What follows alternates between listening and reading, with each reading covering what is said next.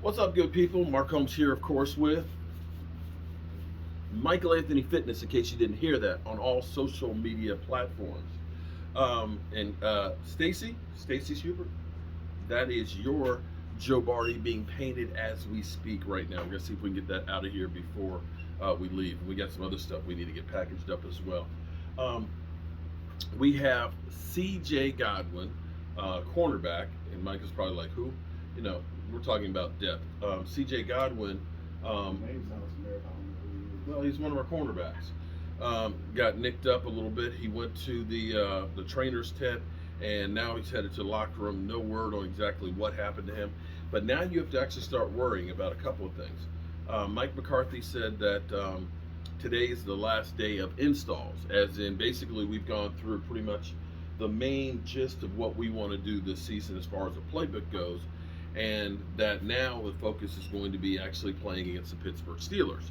Well, that's kind of interesting because they're off tomorrow. They're off tomorrow, and they have practice on Tuesday. Wednesday they travel, and Thursday night they play the game. So as far as much of a game plan, well, there really isn't much of a game plan, and you have to start thinking about if C.J. Godwin is hurt. The Cowboys have a little bit of an issue with depth right now. The Cowboys are definitely shorthanded with players because this is training camp and everybody knows that you're gonna have people that are nicked up. And I guess we're not in as bad a position as say the Minnesota Vikings that the top three quarterbacks are out because of COVID and injuries. So everybody is kind of short right now, and this makes me wonder why. This is a philosophical question, but when you think about a team's salaries, it's top heavy. You know your Dax and D Laws and Amari Cooper are getting lion's share of the money. But when they trim the rosters down to 53, why don't they keep it a little bit higher? Guys 53 to 60 probably wouldn't cost you more than about $2 million a year in salary. But then you at least have people that understand your system and what you're doing and have some practice, as opposed to now we've got to go sign somebody that knows nothing about my team. It's, to me, one of the dumbest things out there, because football's not like any other sport where you have so many guys that are going to get injured. And understand that you need to have people that can go in, because in the end you would actually have a better product on the field for us, the fans, to see by having guys that understand what the hell we're trying to do. Those are sanding discs for the stone. I bought them for outside, never used them, and Tracy brought them in here and just kind of dumped them right there to let me know this has been sitting outside for a year and you haven't used it. So anyway, I digress. Covered with sawdust too. This is why I always say I'm a dusty old man. So we're kind of nicked up. We know that Michael Gallup just got back to practice yesterday after doing a somersault over the fence. We know Tyron Smith didn't practice yesterday because of tendonitis in the shoulder.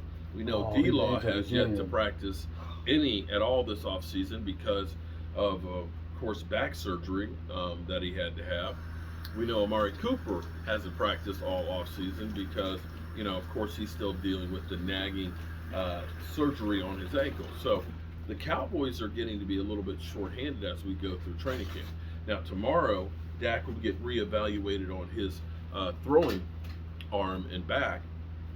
But as Jerry Jones put it, right now, if it was a game that we really needed to play, he would be able to play. And I truly believe that, because most players play injured throughout the season. It's not even a question.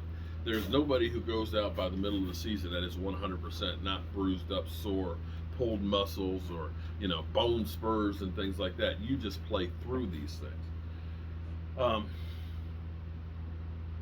Hall of Fame game, guys, that's Thursday.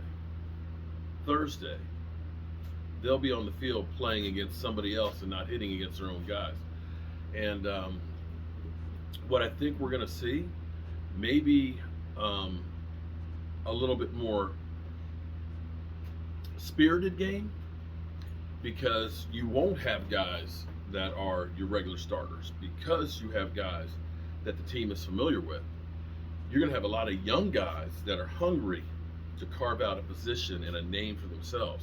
And you may even have the Steelers players be a little bit spirited as well, because if you look at the coverage that you get for the Dallas Cowboys, Pittsburgh, there's very little love. How much stuff have you seen for the Pittsburgh Steelers? Pittsburgh Steelers knows Hard Knocks is going to be there. Let's see if we can make a hard knock and knock somebody out, so that way we're on Hard Knocks as well. Let's see if we can get some noise made for the Pittsburgh Steelers. And this in lies the big problem for the Dallas Cowboys, is because you carry that mantle of always there at the media. I don't think Hard Knocks is a distraction for the Cowboys, because everything else is already a distraction, because you see NFL Network there interviewing everybody. You see all of the sports news there watching everything. You see all of the open practices. You see them traveling to go to training camp. Most other places, they don't have that. I guess there's Washington, but even in Washington's training camp, the big news out of there is a Cowboy fan shows up and shows off there. The biggest news was when we went there, someone put a Cowboys flag in one of the houses they're right. building over there. And the condos they're building, there's a Cowboy flag hanging They're over. told to take it down afterwards. So this is the That's the biggest news. curse for the Dallas Cowboys, that no matter what you do, you're going to be in the spotlight. So with that being said, that's all the news that we got right now. Hopefully the Cowboys don't sustain any more injuries or anything very severe, because we do have a game to play on Thursday night, and I'm looking forward to seeing a lot of these young guys. Are you looking forward to seeing like Micah Parsons? I'm looking forward to seeing Quentin Bohannon. That's the only guy I care about. Ooh, I can't wait to see him on there, and to see my man Semi. Semi. Is he gonna be playing? He might be. Well, yeah, because Amari Cooper. Oh yeah, Semi will be playing. Oh yeah, I mean, All these young pups are gonna. That's what you're gonna see. You're gonna see all of these guys that you've never heard of, or rookies out there getting some action. Yes, on the team will probably. He'll be special teams. Yeah, special teams. I'm okay with that. Work your way Yeah. up. And we might see CD for a few plays and things in there, but they're going to be playing the younger guys.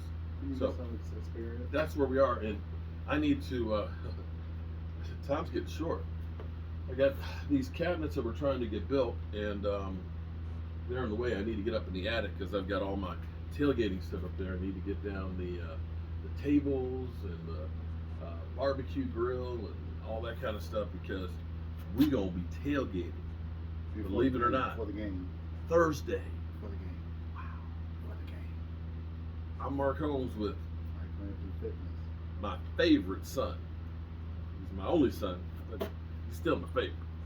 And I appreciate having him helping me, because when it came to like that ring alarm system, I would have went stone crazy trying to figure that shit out. We were going crazy yesterday. Yeah. Well, because we found out that the plug was a switch plug. Yeah. Oh, that reminds me. I need to do that, but it's kind of raining out, so I don't want to do it. We don't do it now. As long as the switch is on, we'll do it. Yeah. All right. Have a great day, y'all. Peace.